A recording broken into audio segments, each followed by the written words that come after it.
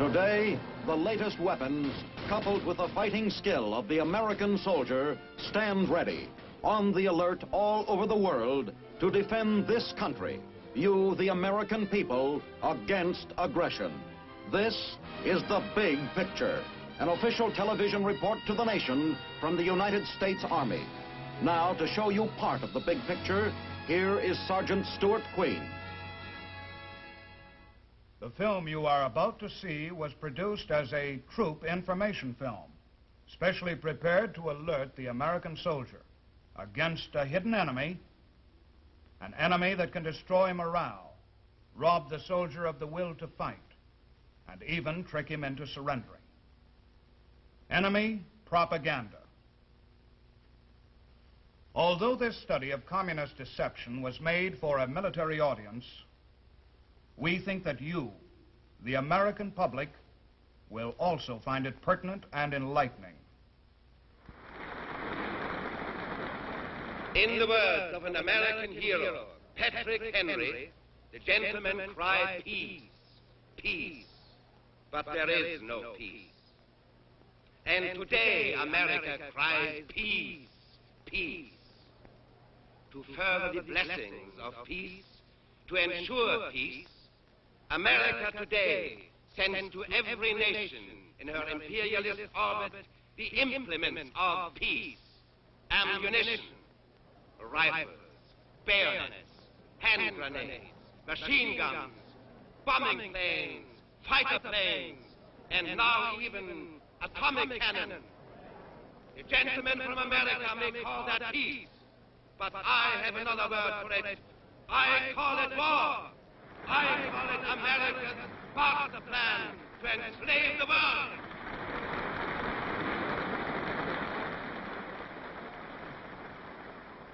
Let no one be deceived by the American-style peace. Let no one be deceived. That's what the man said. I don't think you need three guesses to know what this is all about. But let's listen a moment longer and see what's behind it. Peace is a word that sends cold shivers down the spines of American capitalists.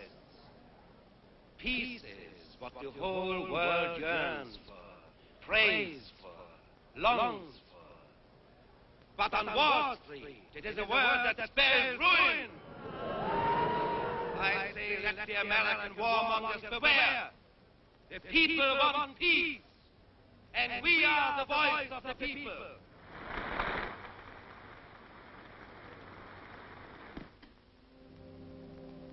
That was the voice of the Kremlin, or rather, one of its voices. There are lots of them around the world, speaking in every language.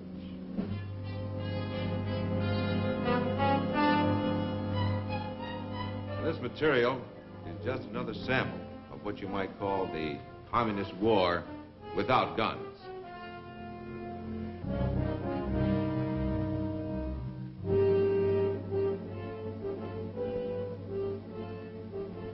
And this is some of their ammunition.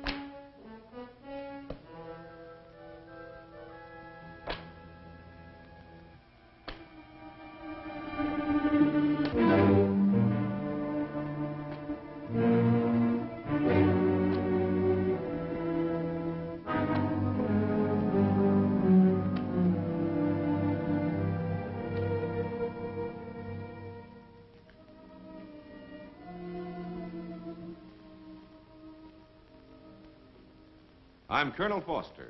I'm going to be your guide for a short tour through the maze of communist propaganda. It's a strange, shadowy world of the doctored photograph, the misquotation, the insinuation, and the lie.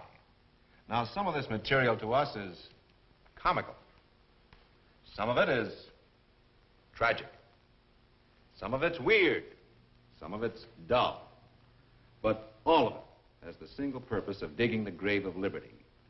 The gravediggers of communism have been trying to set America up for the kill for years.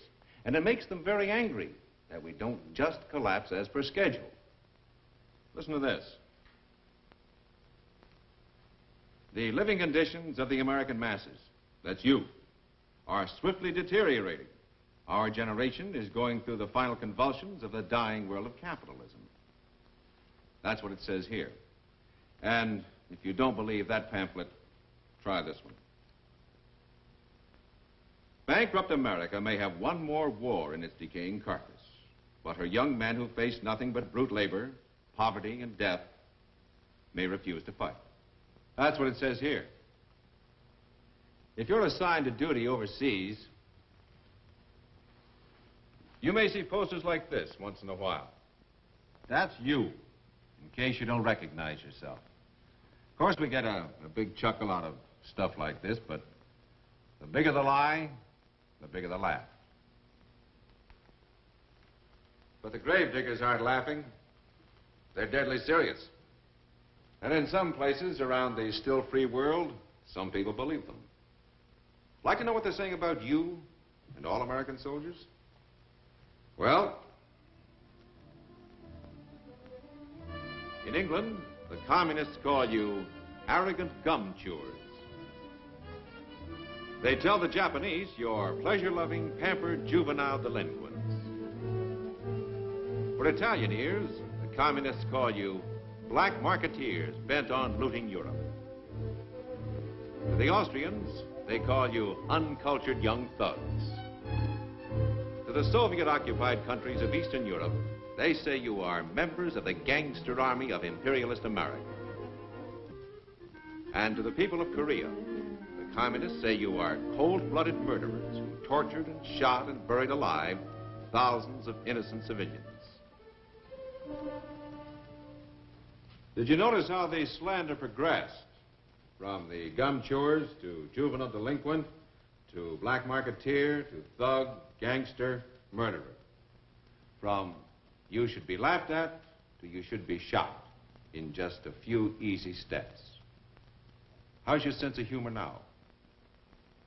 I imagine that all of us gum-chewing, pampered gangster murderers know why we're being slandered. It's because America is the major obstacle that stands between the gravedigger and his intended victim. Here is target number 1 for the Reds. And who's in the bullseye? You are. Being in the bullseye, it's important to know something about the enemy's weapons and how to spoil their aim. That aim is nothing less than world conquest, and subversion by every possible means is the chief method used. The key word is conflict. Outside of the red countries themselves, conflict must be promoted everywhere. Every dissatisfaction must grow into a resentment. Every resentment must become an argument. Every argument must grow into a fight. Every fight must blossom into a riot. Every riot must expand into a war. And every war must end in devastation. For there in the ruins, communism finds its chance. For the communists, there must never be a compromise. Never a settlement of disputes. Only conflict.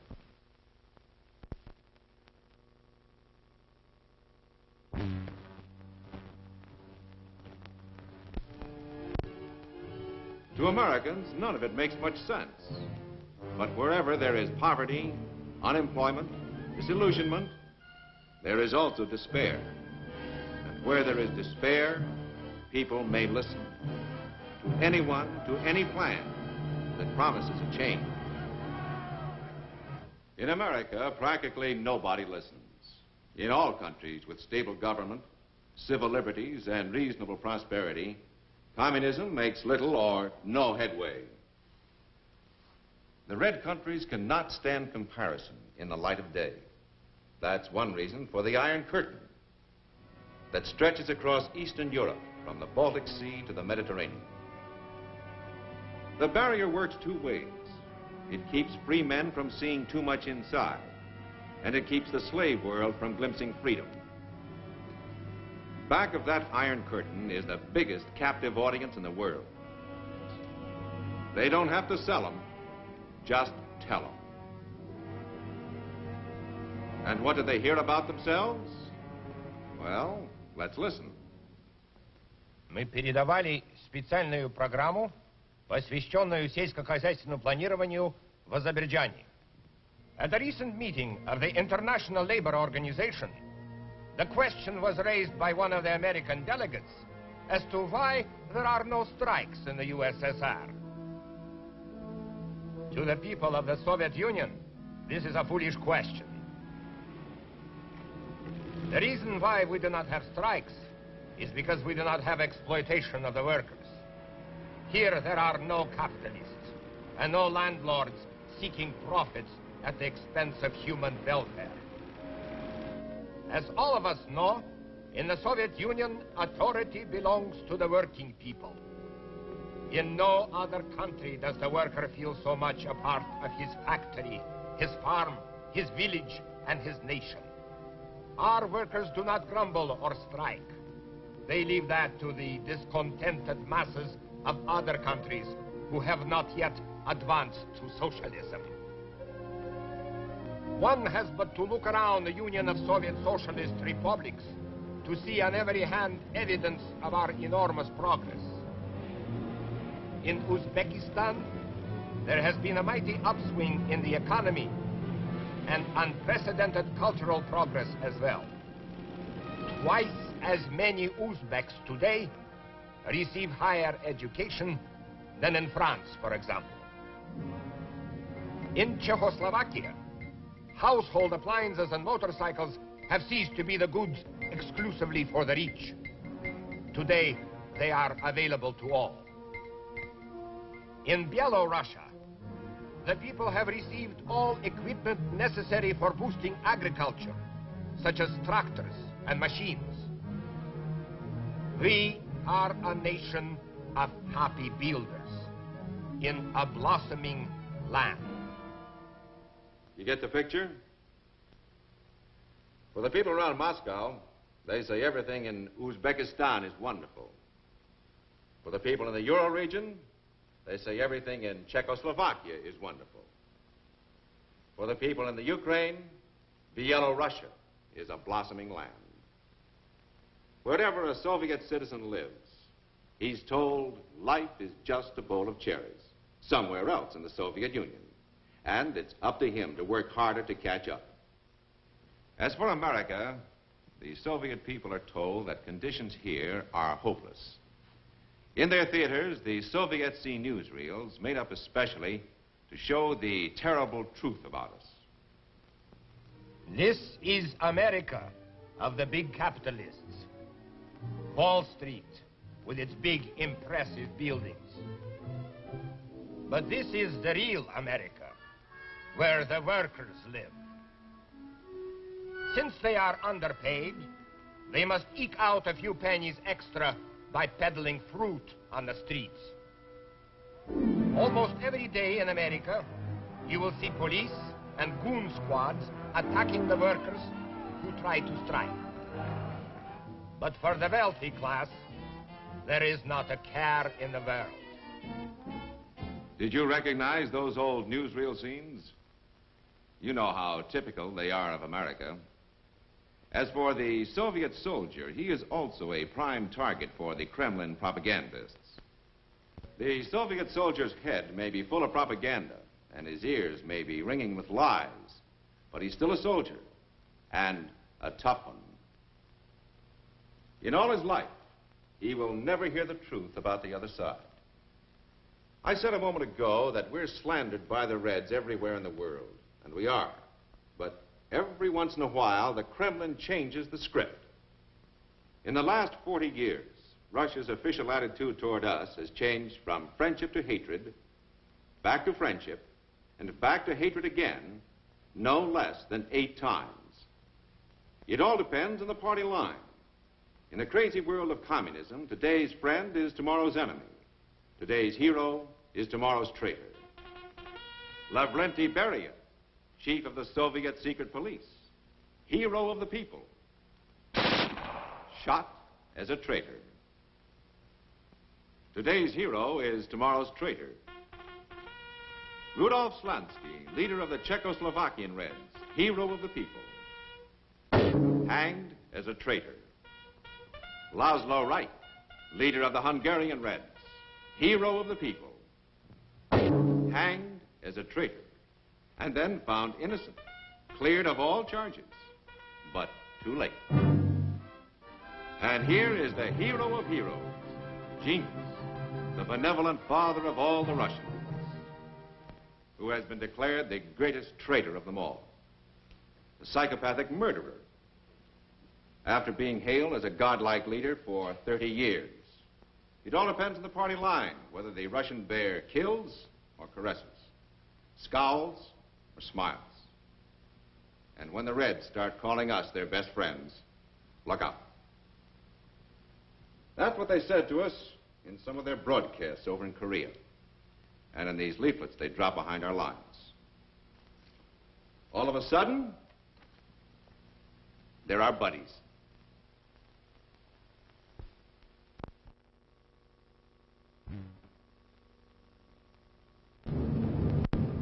Dear conscientious friends, American officers, sergeants, and soldiers, the great desire of the Korean and Chinese People's Army is for justice and national independence. Are you really fighting for freedom? Do you not realize by now that you have been sent by the Wall Street merchants to crush Korea's attempt to gain independence? You cannot beat 500 million Chinese and Koreans. Our brave and heroic soldiers will never surrender. Don't let your capitalist leaders deceive you. Don't fight their aggressive war. Let all foreign troops withdraw from Korea. Go home and live in peace. Well, every GI in Korea wanted nothing more than to go home and live in peace. If only the communists would do the same thing. But they didn't, of course, until we fought them to a standstill. Now let me introduce you to another communist. This is going to be hard to take, so brace yourselves.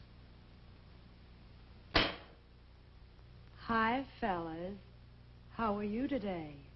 Not so good, huh? Well, you know what General Sherman said about war. Oh, well, it'll only last 7 or 8 years, fellas. Of course, it could be less than that if your leaders would only listen to reason. But let's not talk about it. I'm going to play some real dreamy music for you. But first, I want to welcome some new fellows into the line, the 305th Infantry Regiment. I'm sorry the weather's so bad for you. We had planned to fix all the roads before you came, but there isn't much we can do about it now. Incidentally, keep your feet dry, fellas. Your medics can't do a thing for frozen toes, and your girlfriends back home don't want you crippled. Take it easy, huh?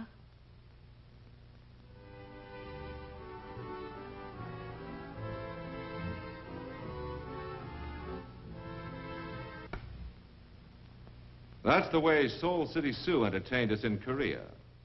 Nice music and a soft, sympathetic voice, selling discouragement and defeat. Digging graves, as all communists do, but lining them with velvet. But the men who heard that radio arm of charm were sometimes interrupted, and very rudely, too, like this.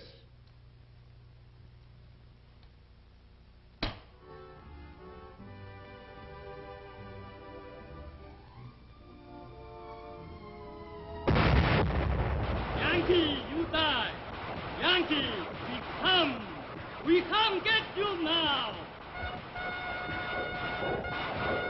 Oh, Yankee, you die now!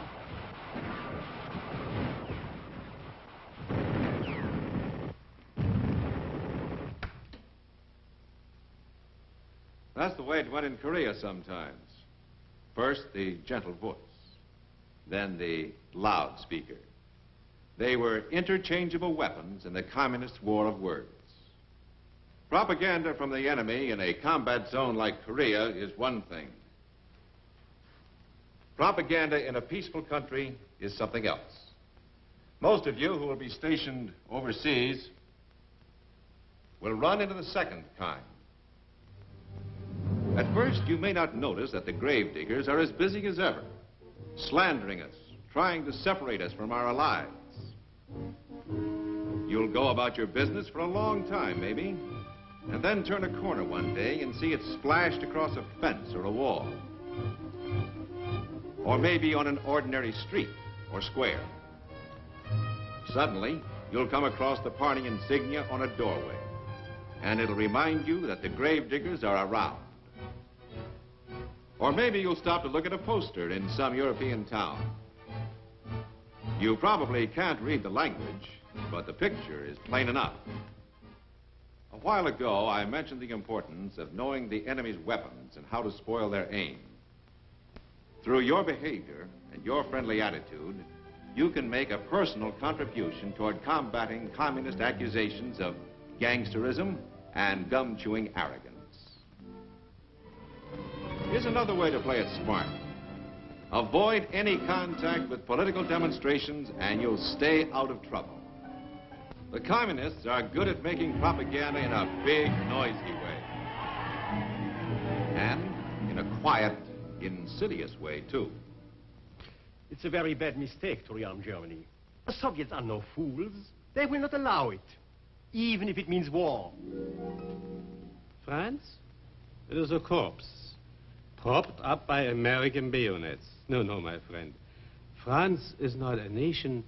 It is a staging area for Americans when they are ready to attack the Soviet Union.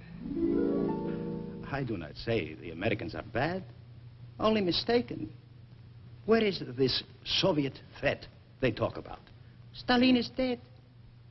The Soviets want only peace.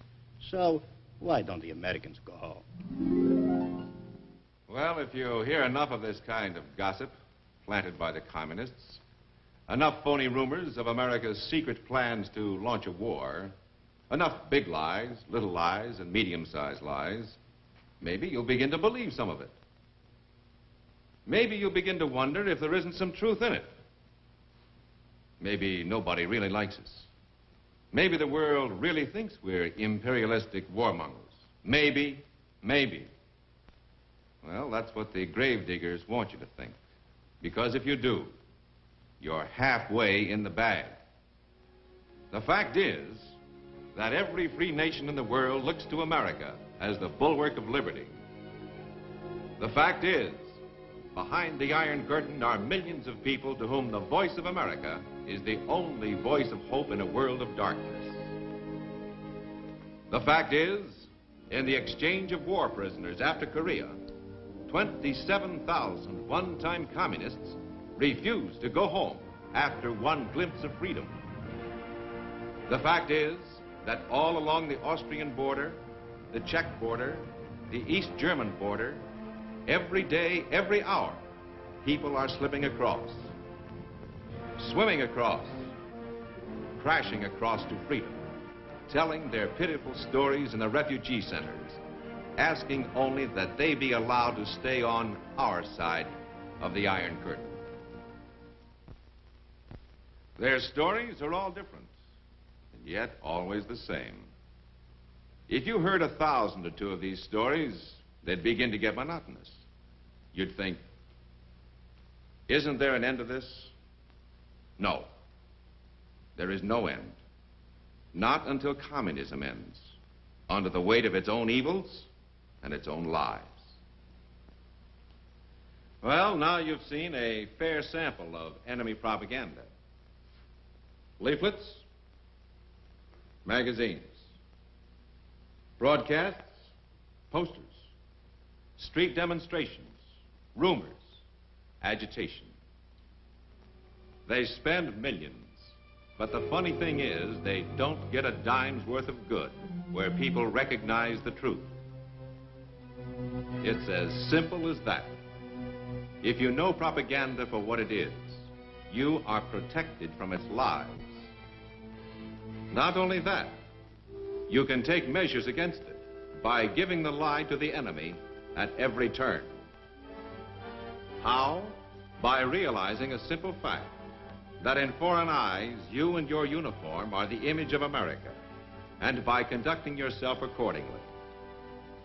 You're in the bullseye of the communists' target number one. And yet, our cause and our country can never be defeated unless we ourselves fail to uphold it. And that can never be as long as we act like Americans. And remember these words: I will never forget that I am an American fighting man, responsible for my actions and dedicated to the principles which made my country free. I will trust in my God and in the United States of America.